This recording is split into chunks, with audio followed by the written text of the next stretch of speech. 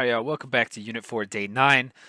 Some reminders, make sure you got your tissue notebook out and you're taking notes as you move through the video. Make sure you complete the vocabulary in this video by highlighting it, putting a star next to it in your notebook, or anything you think will work. So, let's go ahead and get started today. So our key terms for today are going to be Blitzkrieg, Pearl Harbor, Stalingrad, D-Day, Hiroshima, Nagasaki, the Battle of the Atlantic, the Battle of Britain, Midway, and island hopping.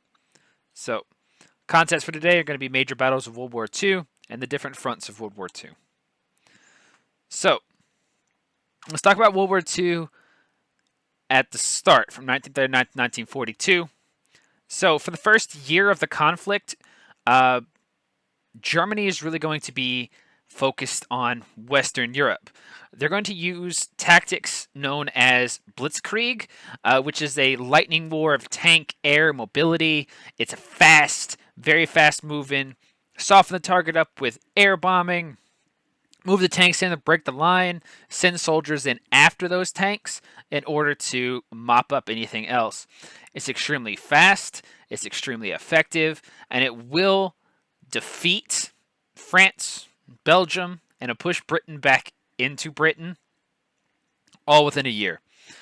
Right? At the same time, the German Navy, particularly their submarines, are going to participate in what is known as the Battle of the Atlantic. Now, the Battle of the Atlantic is when German submarines will sink thousands of British ships in an attempt to starve out the British. Again, it is a all-out assault. It is a war to defeat the other members. France, gone. Right? They get slapped within the first year, and it's mainly resistance groups. Now, Britain will hold out. Now, many Britain and people of Britain just want to surrender to the Germans, right? Like, it's over, right? It's like many people give up. Their new prime minister, Winston Churchill, he kind of stands kind of alone against the British, especially after the rest of Europe falls, and the United States isn't quite in the conflict yet.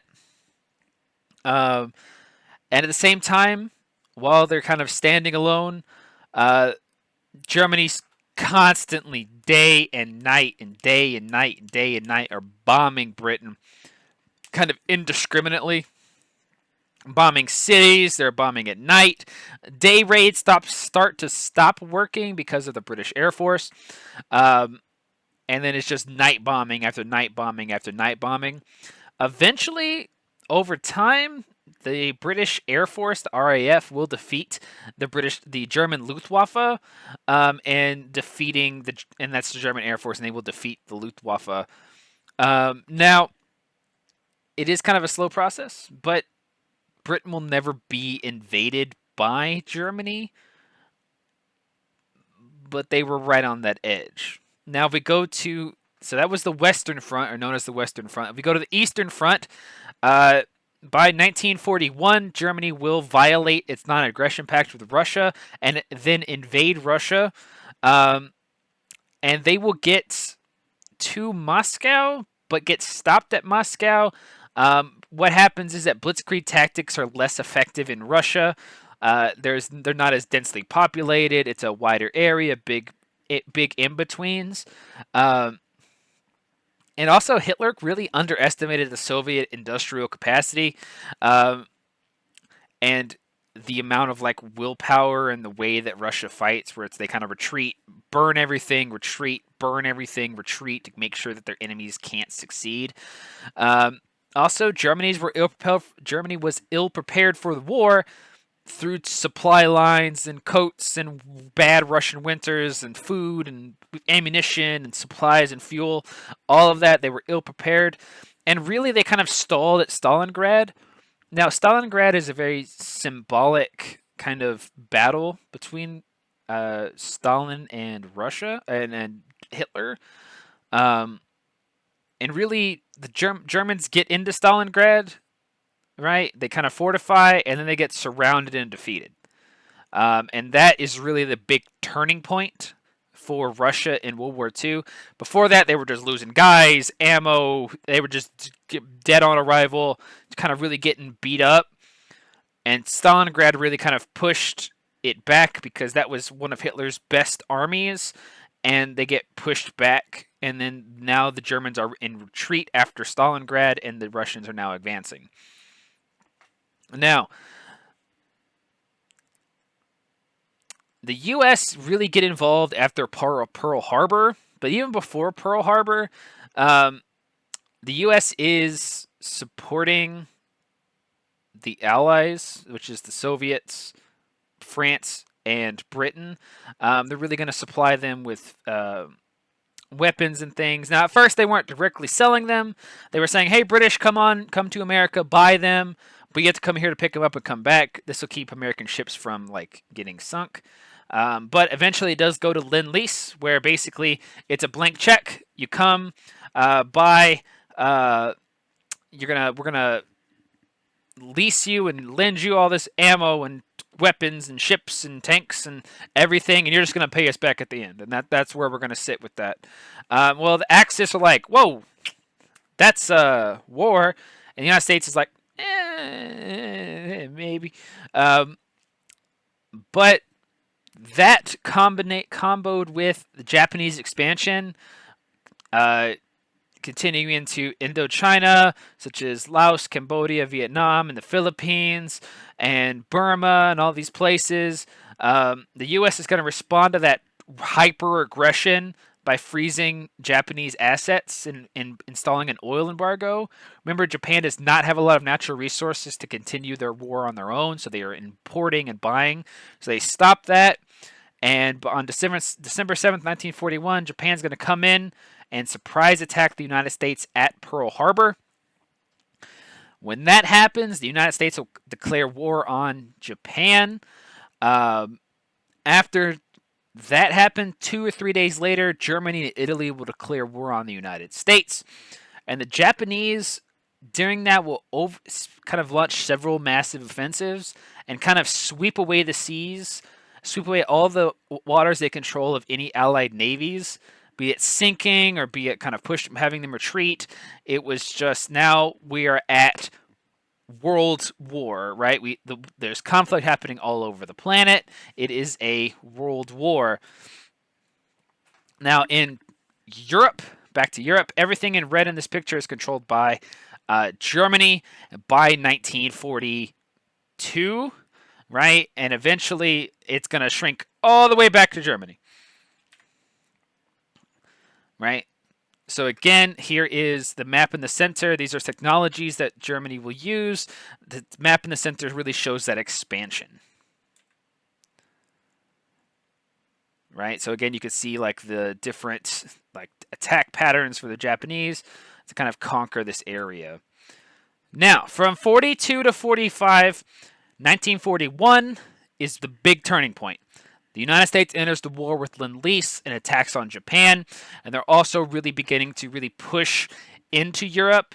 Now, right? Well, they're not pushing into Europe yet, right? They are supplying the Allies in 1941. Now, Germany is now forced to fight on two fronts because now the British can really push in. The German subs are going to sink 2,452 ships in this time frame, but the United States has an industrial complex that's ready for war, and they're going to make more ships and get sunk, so now there's more boats. 1943 comes around. The Russians defeat the Germans at Stalingrad. Germany's on the run. Right at the same time, 1943, the United States is pushing through Africa, pushing the Germans back into Italy and back into Europe and kind of the Western European area. We're going to talk about island hopping here in a minute in the Pacific. So really, the Axis is really getting pushed back where they're supposed to be. In the June 1944, remember the war ends in 1945. So June 1944, a joint British, U.S., Canadian force invades northern France at Normandy. This is known as D-Day, which is the invasion of Normandy by the United States. And then we get round-the-clock day and night bombing of German cities and German-occupied cities. Now, they were supposed to only target the German factories and anything they used to make war. The United States gets a little overzealous and starts firebombing indiscriminately, basically. They would hit a target, firebomb it. Hit a target, firebomb, right? This is going to cause thousands, if not hundreds of thousands, of not only soldiers and civilians, but just not only soldiers but civilian casualties. So much so to the point that if the United States had lost the war, many of the United States generals would have been charged with war crimes for how much indiscriminate firebombing was taking place. So much so that many German citizens will see the United States as more terrorists than like liberators. Of course, there's now massive advances. The United States quickly takes over France. Right, Russia's pushing in from the east.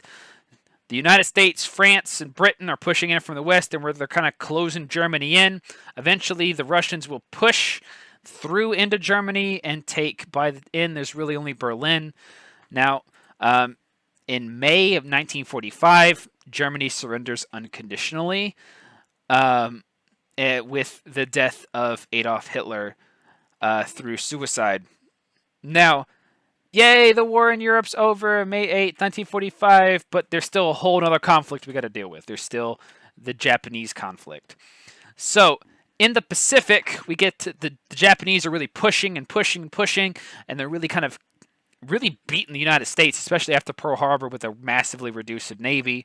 But the big turning point's the Battle of Midway. This is going to be June 1942, and this is where the United States are going to break the Japanese code to understand their position, their tactics, and their communications, and this really be able to push the Japanese back. Now, in the Pacific, there are thousands of islands, right? The United States could not afford to conquer every single island in the Pacific. So they come up with a strategy known as island hopping. And island hopping is the strategic jumping from island to island in order to move closer and closer to Japan, in order to be able to raid Japan through the air and also save a lot of troops. Now, at the same time as the United States is moving through the Pacific Islands, the British kind of invade the Japanese Empire through Southeast Asia and Burma. So you get the British attacking from this direction, you have the United States attacking from this direction, and again, the whole goal is to push Japan back into Japan. Now, come into the Chinese, again, it's a world war. The Chinese nationalists and communists tie down 2 million Japanese troops because Japan wants to keep control of China. Now, we have two big battles you need to know in the Pacific. We have Iwo Jima and Okinawa. These are some of the places where the bloodiest fighting in the Pacific occurs. And the Japanese, due to their strict education and strict loyalty to the emperor, they really fight to the last person. There is no surrender. There is no giving up and going home.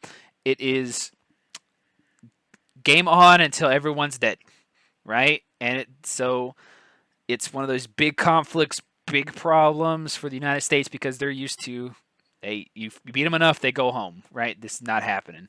So much so the Japanese begin using kamikazes, which is a fighter pilot who is chosen or volunteers to run their plane into an American ship to destroy it. Suicide bombings, banzai charges become more common, where it's just fix bayonets, run at the enemy, or hold grenades in your hand and run at the enemy. It's all of that. On Okinawa, when the United States secures Okinawa from the Japanese, Okinawan civilians still refuse to surrender, and they start fighting back, or they throw themselves off cliffs in order to not surrender to the Americans. Right? The United States, once they have these kind of key points to launch planes, they begin firebombing day and night. Cities, Tokyo, surrounding areas, anything with an industrial complex, anything with the civilians. In Tokyo alone, they kill 100,000 people in these firebombing raids. They use napalm and high explosives and all these things in order to just devastate and try to get this to Japan to surrender. Well, by August 1945, the plans are laid out that it's, hey, if we invade mainland Japan, it's going to cost 1 million guys. And Truman's like, all right, cool. We got this new weapon. We got the nuclear bomb. Life is cool. We got nukes, right? And they bomb Hiroshima and Nagasaki, killing over 200,000 people in order to end the conflict. By August 15th, the Japanese emperor will surrender unconditionally to the United States, ending World War II in its entirety. And this shows island hopping. So as you see, all these little dots are islands, right? So you see, like, we're going to start, go to one big island, then the next, so we're not having to take over all these little baby islands. It's too much. And again, these are all amphibious assaults. It makes them even harder. All right. War's over. Life is good. We still have a little bit more to talk about what's happening, but for right now, the main military conflict, the war is over. So I'll see you. That's all I have for you today, and I'll see you guys in class. All right, bye.